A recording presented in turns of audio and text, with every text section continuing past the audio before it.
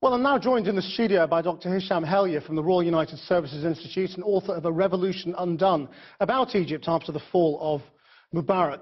Why the target, a mosque with Muslim worshippers, for an attack by an Islamist group? Indeed, it's quite an unprecedented attack when you talk about Egypt. Obviously, this has taken place in other parts of the Arab world and the Muslim majority countries more generally, but this is the first time that I can think of in recent history where a mosque was actually targeted by radical Islamist extremists.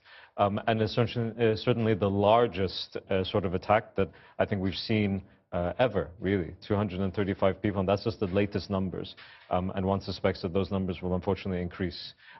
Why this particular mosque? We're still waiting to see those details unfold.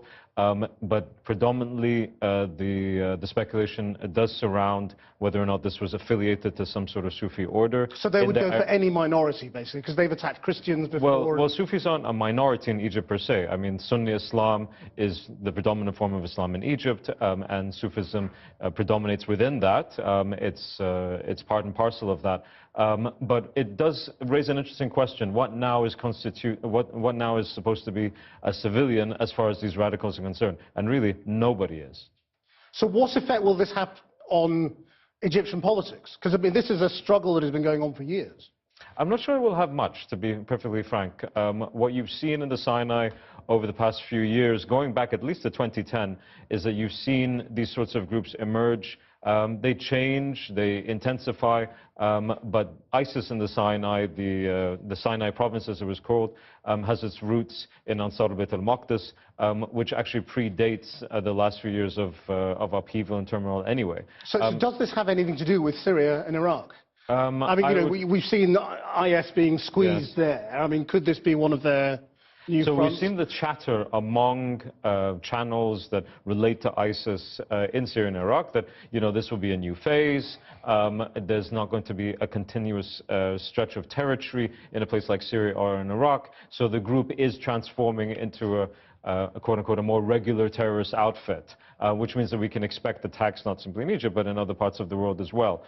Whether or not this is a direct response to Syria or Iraq, we haven't seen evidence for that. And ISIS has been active in the Sinai for many years now. Now, President Sisi, of course, came into power after ejecting and outlawing the Muslim Brotherhood from power, elected power, we should say.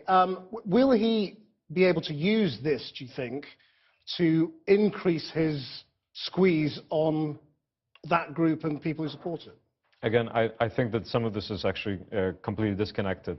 The campaign against the Muslim Brotherhood from Cairo has been ongoing for several years. I don't think that there's any relationship with what happened in the Sinai today. And again, the Egyptian state has been involved in trying to push back against these groups in the Sinai for several years. So I don't think that we're going to see much of a change in policy. Indeed, that might be part of the issue, that the strategy hasn't resulted in an eradication of ISIS within the peninsula. And this latest attack is really quite unprecedented in its brutality. I mean, internationally, obviously it's been condemned as an attack today by Britain and also by America, where Trump has got a good relationship with Sisi. He was the first person to call him after his election. He's had a visit with him. Indeed.